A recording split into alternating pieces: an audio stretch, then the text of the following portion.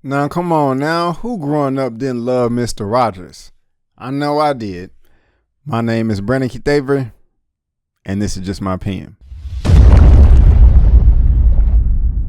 Hey, what's going on, everyone? Thank you so much for tuning in to my opinion/review for a beautiful day in the neighborhood. I really do appreciate it. And if this is your first time finding me and you want more movie reviews, trailer reactions, TV recaps, just anything I think is cool, click on that subscribe button and also that bell so you'll be notified when I make uploads and you will be on your way. A beautiful day in the neighborhood. My goodness gracious.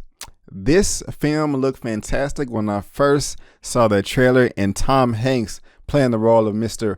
Rodgers, Mr. Fred Rodgers. I was like, oh my God, this has Oscar-worthy contention all over it. Going to be Best Picture, going to be Best Leading Actor, all that good stuff. So my expectations are through the roof. Now, this is being directed by Mariel Heller. And to be honest with you, to be frank, I've never heard of her before. She's done a couple of films titled The Diary of a Teenage Girl and Can You Forgive Me? If you've seen those films and you think they're good, please drop a comment below. But like I said, guys, my expectations were super duper high.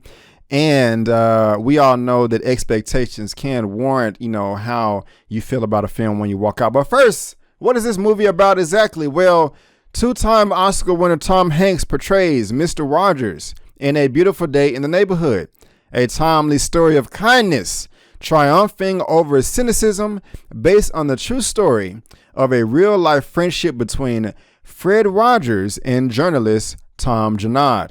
After a jaded magazine writer, Emmy winner Matthew Rees is assigned a profile of Fred Rodgers, he overcomes his skepticism, learning about empathy, kindness, and decency from America's most beloved neighbor.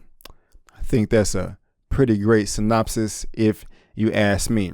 But like I said, guys, I was talking about expectations, and I don't want to waste your time, but I think my expectations were just a little high in this film, and I honestly walked out a bit disappointed. Now, I'm not saying that the film was not good. I'm not saying that it was not great, because it was in a sense, but it wasn't nearly what I expected, because I was going into this film thinking that it was going to be some type of biography or somewhat of a documentary about Mr. Rodgers.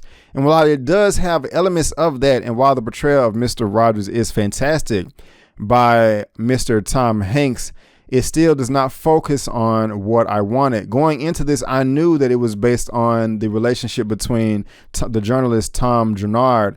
Just from the trailers, his girlfriend is just saying things like, okay, oh my gosh, you're going to interview him? Please don't ruin my childhood. If Mr. Rodgers is not the nice, kind neighbor that we all grown up and love, I don't want to know about it. She didn't say that lines per se in the trailer or the movie, but, that's the gist of it. And so I thought that, we were going to get just an in-depth analysis of Mr. Rodgers, and we didn't get that. We actually got an in-depth analysis of the journalist himself. Now, that's not anything bad, because the performances across the board was great by both characters, Tom Hanks and Matthew Rees. I'm just going to call him Matthew Rees.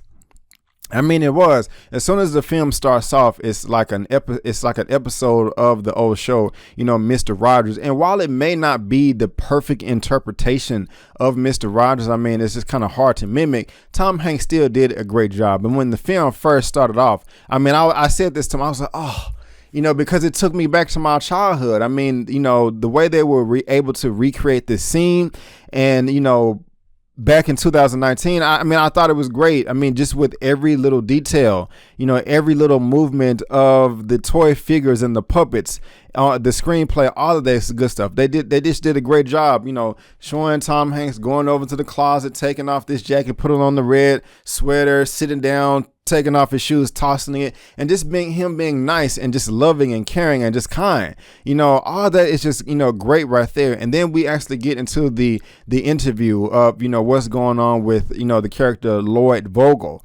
And everything was great. And I felt for Lloyd, I felt sorry for him, and I wanted him, to solve all of his problems that he had going on. And I was about to spoil it for you, but I'm not going to go here. And it was a great story. I'm not going to take anything away from that. I mean, I think it was written very well. Great acting, like I said, great performances, and a lot of people are going to be able to relate to the source material because this character, he's going through a lot, and you can see that, and it really did show in his acting, his performance, and I think that there should be some type of recognition, later on this year or the beginning of next year of how great he did. But at the same time, it's still just not the story that I wanted to see, so, I'm just not going to take anything away. But going back to just Mr. Rodgers, Tom Hanks, Fred Rodgers, what you're going to go see this movie for, again, I mean, like the performance by Tom Hanks, I mean, this guy is a chameleon. I mean, he can do pretty much, I don't want to just say any role, but any role he wants to do. And I imagine that he wanted to do this role as well, because, he did a great job. And just the way he comes across on screen, displaying Fred Rodgers, Mr. Rodgers, kind of scary. Just like, damn, Mr. Rodgers, like, seriously, what happened to you in your life to where you just have this perfect peace, just this calm spirit to where nothing can bother you, to where your mother could possibly be executed in front of you and you not even be upset. You can just be saying to yourself, okay, well, she's not here anymore, but she's in a better place. I mean, that's just how this guy came across. And I'm not trying to sound disgusting. It's like someone could take some excrement and just shove it in his face and he'll just wipe it off like, oh, I know you're not mad at me, you're mad at the world type. I'm just like, I was watching it, it's like, God damn, like, dude, what's going on? I need some of that jumbo juice or whatever you taking, because sometimes I'm stressed out or whatever, and you never are, and so, I mean, I'm just saying out to just say just how great Tom Hanks' performance was in this film. So you do have two great performances by the main leads in this actor, and the story is provoking and will pull on people's heartstrings. And there were just also moments in the trailers that were as powerful in the trailer as they were in the film. For example, when they were in the subway, you have all the kids saying, "It's a beautiful day in the neighborhood." That was great, and I loved it, and I was singing along in the theater with everybody else as well. And I don't give a damn. I mean, that's what I was doing, you know what I'm saying? Because, you just still have like those magical moments. However, on the flip side, there were some moments in the trailers that I was looking forward to that were powerful in the trailers, but when I saw them in the film, they were just kind of completely flat. I was just like, oh man, that's it. I was looking forward to that part right there. I wanted it to pop. It didn't pop. It didn't do anything, and that's just kind of like unfortunate to me or whatever.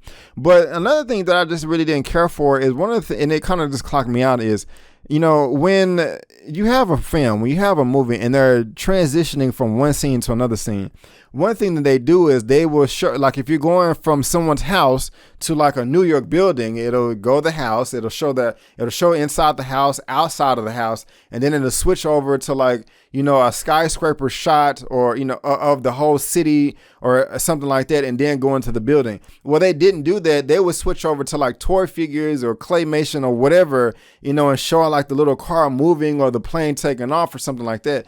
And it's just like, that just seemed kind of weird. And at one point, if you watch Mr. Rodgers, the show, from back in the day, that he would play with puppets and things like that. It was just a little bit too inside baseball for me and behind the scenes to where, they actually put you in the scene or whatever with the real characters. And it was like, okay, this is kind of weird. Like I'm tripping on acid. I actually don't know what that feels like. I've never done acid. Don't even know how to get it, but I think you understand where I'm coming from. So just kind of like little things like that was kind of like bothering me and frustrating me, but it was still an enjoyable watch. But at the same time, guys, there was one point where I was starting to doze off. So I don't know. But guys, it was still a great film. Well, a good film, and I was entertained by it. But it just unfortunately did not come remotely close to what I wanted to be. It's kind of hard for me to say if that's just the quality of the film or just my expectations being super high. But I still want you to go see it. And if you do, just tell your expectations, because for me, it just wasn't the film wasn't what I thought I was going to get. I wanted more Mr. Rodgers when it focuses on Lloyd Vogel just a little bit too much. But guys, if I had to rate A Beautiful Day in the Neighborhood out of a 1 out of 10, I'm going to give it a 7.5 out of 10. Yes, a 7.5 out of 10. Did you like Mr. Rodgers growing up? Let me know down in the comment section below. Let's get this conversation going and keep it flowing. But guys, that is just my opinion. What did you think about the movie? What did you think about my review? Please let me know down below. If you liked the video, please give me a thumbs up. Like I said, also please subscribe to the channel. Help me reach 15,000 subscribers and then we can move on to 20,000. Also, please look me up on social media, Facebook, Instagram, and Twitter. It's right there at the bottom of your screen. There are links in the description box and the pinned comments. Help me reach 1,000 followers on Instagram. I want to hit that milestone. But guys, again, I just want to thank you so much for tuning in. And before you go, don't forget to always chase your dreams, because I'm chasing mine. My name is Brandon Keith Avery, and that's just my opinion. Peace.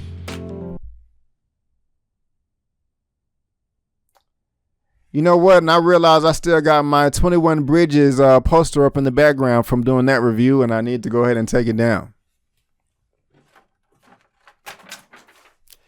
Yeah.